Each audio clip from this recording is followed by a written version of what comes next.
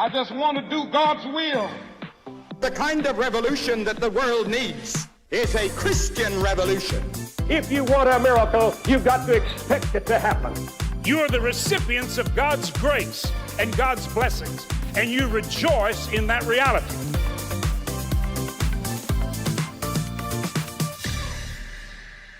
Welcome to Life Today Live. I'm Randy Robinson, and I'm a guy that, grew up, my dad likes hunting and fishing and lots of outdoorsy things like that. Grew up riding horses, and you just a lot of kind of outdoors, so playing in the creek, right? Sometimes I look back and go, how did I survive? But I did. But, I think that's part of being a boy. And there is an organization I was never part of, but a lot of my friends were, called the Boy Scouts, and you got the Cub Scouts, and I saw it's kind of cool. These guys got to go out and live off the land. Not really, but close enough to it. Nowadays, I wouldn't put my kids probably in a Boy Scout. Now, there's some Boy Scouts that are still affiliated with churches, and they have a little more control over the group. So I'm not out to disparage people, but when you got an organization that doesn't know what a boy is, I think it makes it very difficult to address the needs that are unique to boys. And the same would be true for girls. And unfortunately, a great organization like the Boy Scouts has gone the way of, you don't have to go by what's on your birth certificate to get into the Boy Scouts. You can just make it up. And you could be gay, bi, all these, sexual things that the scripture would just says is not natural. And lead boys, which is very weird to me. So you kind of go, man, wish kids could have a great experience, but not be caught up in that kind of thing. Well, you're in the right place. This is the website right here. TrailLifeUSA.com is the website, and there is an organization that holds to godly principles and raises boys to be men and addresses the unique needs. And you're going to learn about it today because I've got the CEO, Mark Hancock, with me. And this is good news because, it's one thing to curse the darkness. It's another thing to light a candle. And Mark, you have lit a candle now. It's been like 40 years now. So thank you for that. And welcome to Life Today Live. Good to have you on the program. Randy, thank you so much. It's great to be with you today. I love that introduction. I can tell you have real good insight and awareness of what it is that boys are facing today. And Boy Scouts have kind of disappointed us over the last 10 years. And so Trail Life was necessary, we felt. Yeah, and necessary, unfortunately, is the word, because I hate to, you feel like you're almost disparaging something that is, for many years, many generations, was such a positive influence. But what are the things that you hold to with Trail Life USA that you have to give boys what they need? Yeah, I love that question. You look at the Boy Scouts, here's an organization, 115 years, gave us presidents and senators and astronauts and war generals, raised good men. My oldest son is an Eagle Scout. I have a great deal of respect for an organization like that. But about 10, 11 years ago, they started to kind of stray from some of those values that we believe made them what they are, and gave boys the opportunities that they provided for them. And it has to do around their questions, really around human sexuality and what makes a boy and what makes a girl. And so about 11 years ago, Trail Life launched, and we've grown in the last 11 years to we're now in over 1,300 churches, over 65,000 members across the country, doing what you would expect in a boys organization: uniforms and handbooks and patrols and troops and camping and hiking and robust awards program. But two things that make us very different from what we would used to know as the Boy Scouts of America. They've changed their name now, but two things that make us different. We're Christ-centered, which means we're unapologetically Christian. We're not just some kind of camping organization having a Christian experience. We're at our core a Christian ministry that uses the outdoors to grow boys into godly men. And the second thing that makes us different from the Boy Scouts and is necessary for boys is that we're boy focused. We believe that boys and girls are different. I think I can say that on your program without being canceled, but we believe that boys and girls are different. And it's not a value statement. It's that God created them, male and female. And the differences in them are something to be celebrated and not to be discounted. And in today's culture, men and boys are being discounted and shamed in so many different ways. We developed a program that understands their unique makeup and surrounds them with good and godly men, because it takes godly men to raise godly men. And so those are the intense differences between us and an organization that doesn't have a Christian statement of faith, and specifically unapologetically Christian stance. And when you talk about what boys need, boys really rely on that. They like to know the rules. They like to know, if you're going to talk to a boy about right and wrong, you've got to have some kind of foundation for that truth. And so the Word of God is our foundation. So how do you tell a boy in today's world what's good or what's bad or what's right or what's wrong if you don't have some sort of foundation? And with 58% of Americans no longer pointing to God as our moral authority or the Bible, it's hard. So Trail Life USA is restoring that for boys. They love an environment where you get to say, hey, this is right because God says so, and it doesn't change. And that gives boys, kind of straightens their spine a little bit, because says, here's something I can stand on. Yeah, okay. I love that right there. I raised 2 boys and 2 girls, so I'm seeing both sides of this. But now they're all adults, they're all married, and I've got 2 grandsons, and the oldest one is 4 years old. Okay. And you probably know this, but that's about the time where little boys start going, where are the boundaries? What can I get away with? And they're really kind of they're begging in a lot of ways just to know, what is the structure of right and wrong in this world that I've been born into.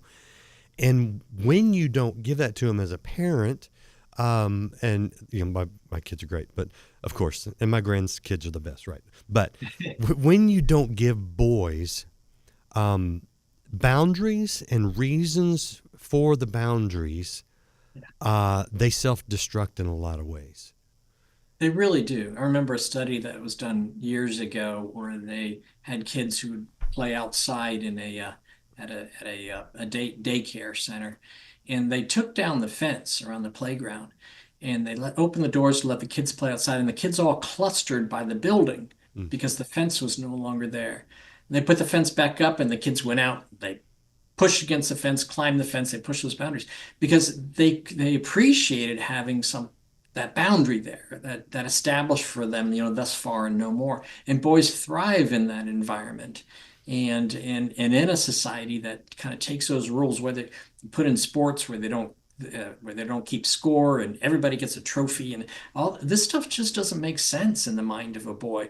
They're born, you've got your grandson, you'll see this in him too. He is drawn to risk and competition. I'm sure He is. If he's around another 4-year-old and they want to go get a drink of water and they ask you if it's okay if they go to the water fountain, your yes is that starter's pistol being fired. I mean, it's a race. They turn everything into a competition.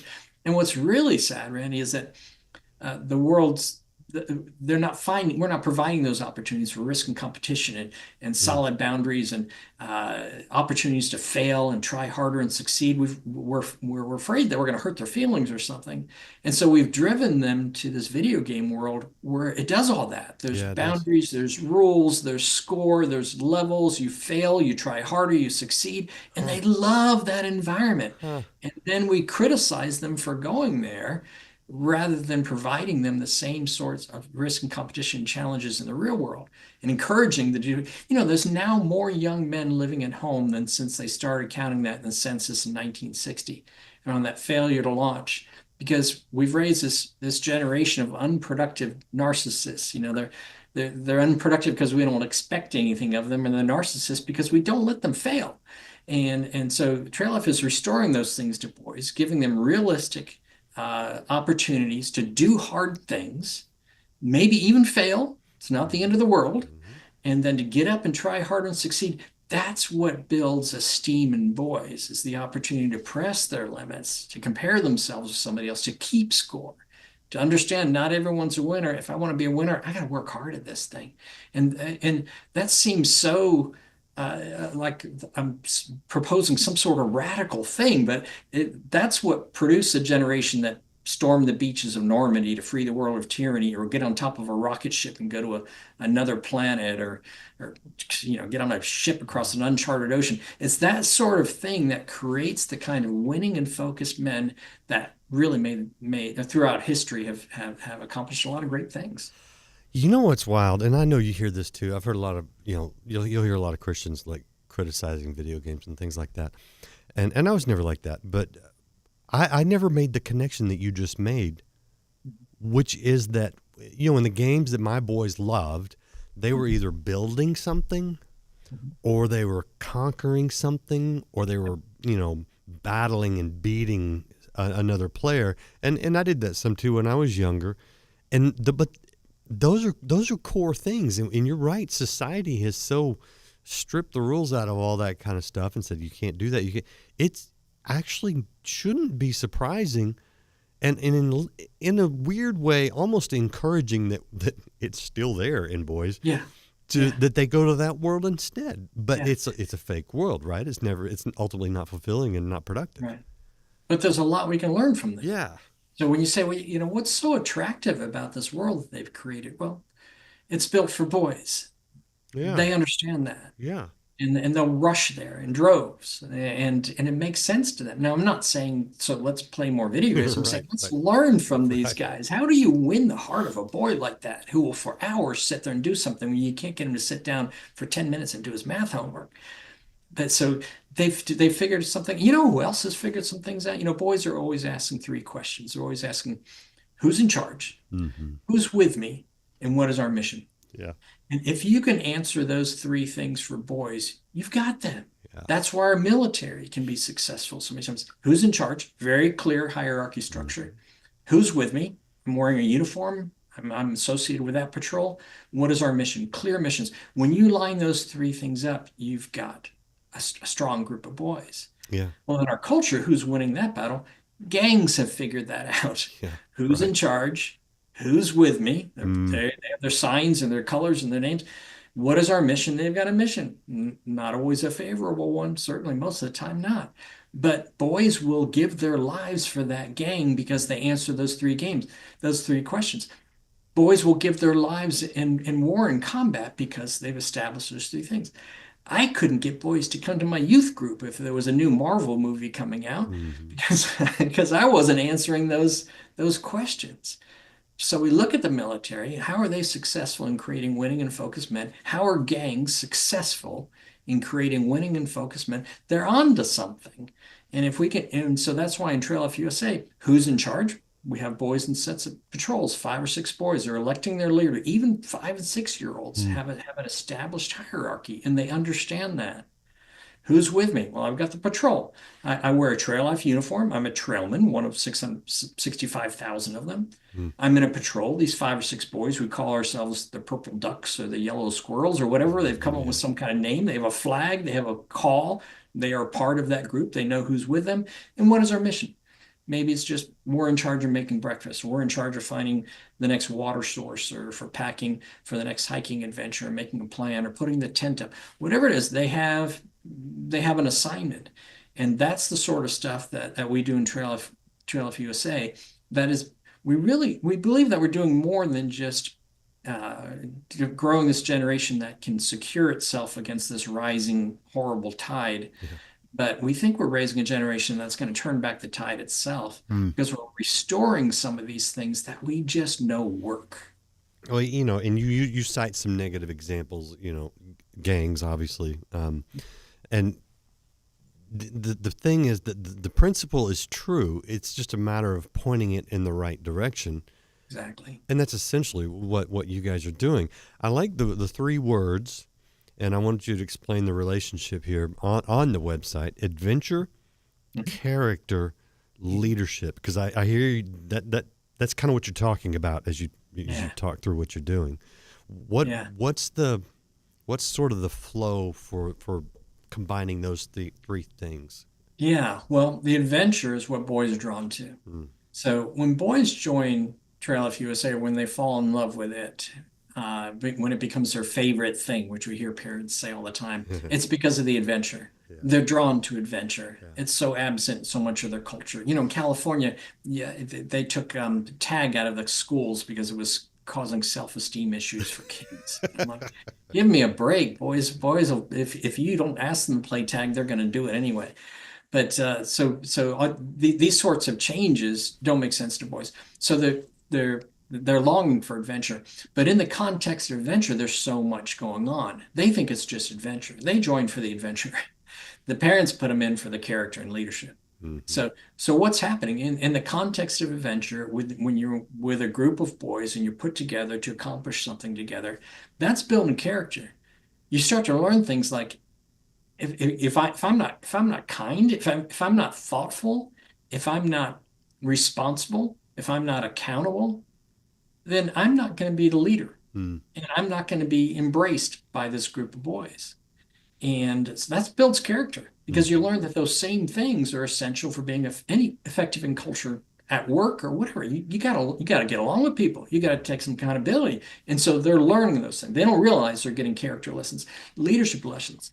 We have boys who are, last year I went on a 105-mile paddle adventure down the Missouri River through Montana, and it was led by a 15-year-old. Oh, wow. And and you can imagine the things that we ran into in this 105-mile paddle adventure, setting up camp in just the middle of nowhere and dealing with water sources and all sorts of things. And one day we did over 30 miles. Man, it was exhausting. And it was led by a 15-year-old boy because through trail life, he'd been brought up through trail life. And as he grew, he led a patrol, then a larger patrol, then older boys, and he developed these leadership skills. Where do boys get a chance to do that today? Yeah.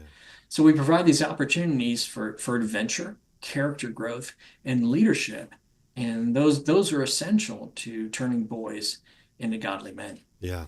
So that example touches on something you've been speaking about and something that I experienced recently as we spent a couple weeks in Africa, particularly 8 days in country in South Sudan. And I was robbed of so many of my Western culture comforts. And when I got home, my wife's like, "Are you glad to be home?" I'm like, "I am glad to be able to brush my teeth with tap water," you know? And we had comforts over there. I've been in places where we have camped out, you know, in Angola, where you're in a tent and you don't have a shower, you don't have electricity, you don't have running water. Obviously, things like internet and TV, forget about all that, right? And as much as I love my comforts, I think there is something healthy about experiencing discomfort at times, if not for at least just to learn to appreciate what you do have, right? Yeah. But also to maybe empathize with those who are suffering in discomfort. And you've talked about this recently. What do you see? Because that trip down the river there, down the Missouri, I promise you there were some very uncomfortable moments for those boys. Oh, yeah. But that's not always a bad thing, is it? It isn't. And they bonded through that time, and they weren't all boys from one troop. They were from a number of troops that came together. So they didn't know each other. They had to come together, choose their officers, do all their planning, do all the work together, and then get in canoes and start paddling. So it was amazing to see, you know, as we kind of lagged in the back as the adults and watched them. And the first day, the canoes are all over the river as they're going bank to bank and paddling and banging and noisy and yelling at each other. And the next day, it's a little bit straight. But at the end of the trip, they were like, they just nailed it. And in every aspect, you saw that happen when we break camp or prepare a meal or whatever.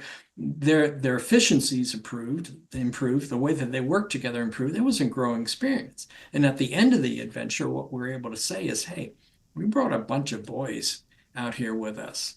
We're bringing a bunch of men home, and to see their spines straighten, and to see them stand up and say, I did some really hard things. Yeah. If mom had been nearby and I had my cell phone worked, I may have called her after the first night and said, I signed up for the wrong thing. But I hung in there. I did the hard thing. And now I know I can do hard things. And like I said earlier, so many young men in our culture don't get the opportunity to try to do hard things. We shield them from, it's going to hurt their feelings. It's going to hurt their self-esteem if they fail. It's going to hurt their self-esteem if they don't get to try, fail, and then head back at it and overcome. That is such a character building opportunity. Yeah. And we shield boys from it largely in our culture today. Yeah, I love what you're doing. Okay, if we've piqued someone's interest for themselves or maybe someone they know, what's sort of the process to get involved with you guys? Yeah, well, they go to traillifeusa.com, 2 L's in the middle, traillifeusa.com. And the magic in the program is, even though it's a ministry created for boys, it's also top secret. It's a mission for men. It's a ministry for men. We have we have tens of thousands of men in our organization who don't even have a son in the program, but they understand ministry and they understand discipleship, and they want to be out there with a band of brothers making a difference. And so certainly it's clear that the ministry of the boys, so a boy can find a troop, go to that website, go to Get Connected, put in your zip code to show a troop that's nearby. There's 1,300 of them across the country, over 1,300 across the country. Boy can find a troop. A dad can find a troop and take his son and go there. A man who wants to find his band of brothers, guys who share his kind of values, that he can bond with and create this fellowship of men who go out and help the next generation. He can get involved. A single mom who's crying out to God, saying, "Where are the men to help me raise my son?" Here they are. They're in trail. Just a little while ago out in California, a young man stood in front of a group of trailmen. He had just won our second highest award and came from a single mother household. And he stood up there. He said, "I need to thank the men in this room. You taught me how to shave and you taught me how to love Jesus." Wow. And I thought they nailed it. Those guys. And can you imagine being his mom sitting out there saying, "Wow, this God, my prayers have been answered." Yeah. And so the single mom has got the boy, where do I find dad likes good, strong Christian men of character to help raise my son, an opportunity for his character to be lifted from the experience, adventure, and to learn how to lead. So traillifeusa.com. I can imagine you are a godsend for single mothers who are struggling in that area to raise boys, because that's why we need a man and a woman in the home. But I won't go on that soapbox. I'm going to ask a question that I hate to ask, but I hate to have to ask it, but I know some people out there right now are probably going, yeah, but do you have a stringent process for keeping predators out? You know, we're formed in the cultural battle of a lot of what Boy Scouts was going through. Our second employee was the former general counsel for Boy Scouts of America. He was the general counsel for 11 years. And he wrote the policy under duress for them, their new policy, their membership policy that opened it up to unbiblical sexual lifestyles. Under duress, he wrote the policy, told them it was going to gut the organization. They took the policy from him and fired him. Well, we hired him. So in that, we had a man who said, if I got to build the Boy Scouts all over again, how would I keep boys safe? And from day one, that's what we've run off of. And we've been told over and over again that we have the most a gold medal safest program for boys that you can do. And so, of course, criminal background checks, that's a given. Every adult member signs a statement of faith and is also approved by a representative of the church. We're not just a group that meets in the basement of the church. We're an outreach of that local church. And the senior pastor appoints a man who is approving every adult member who knows them personally. Good. And even though the boys don't have, boys of any faith or no faith at all can join, but every adult member signs a statement of faith, statement of values, defining marriage and those sorts of things. We have child safety youth protection training that's mandatory every 2 years for every one of our adults. We have a 1-2-3 policy of youth protection, no one-on-one with a boy. Yep. 2 adult leaders and present at all times, and buddy system of 3 for boys. It's our 1-2-3 youth protection guidelines. Love it. And so we do everything we can to keep boys safe. We take that stuff seriously. And some people just needed to hear that. And obviously you guys need to do that. Unfortunately, great question. So, I could talk to you all day. I love how safe our boys are. I wanted people to know, to hear it from your mouth that this is priority with you guys. Last thing I want from you is I can see it over your right shoulder there, and I'd love to end it on this positive note. But explain to us, walk us through the Trailman Oath, because I think that really captures the heart of what you're doing. Yeah, the Trailman Oath is recited at the beginning of every Trail Life meeting by 65,000 trailmen every time they get together once a week, and they all say it together. They raise their right hand and they say, "On my honor, I will do my best to serve God and my country, to respect authority, to be a good steward of creation, and to treat others as I want to be treated." And our motto, which is over my other shoulder, I'm sure you can read it, is "Walk worthy."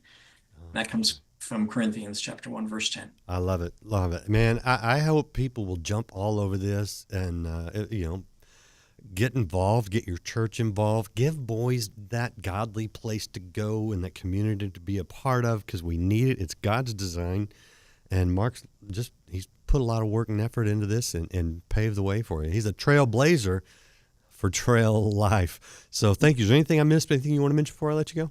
Well, there's a bunch of people blazing trails along with me. We don't point to a founder. About 300 of us at the beginning said something needs to be done about the direction the Boy Scouts is going in. So we have this amazing organization of men across the country, over 20,000 adult volunteers, and going out there and making a difference in the life of boys.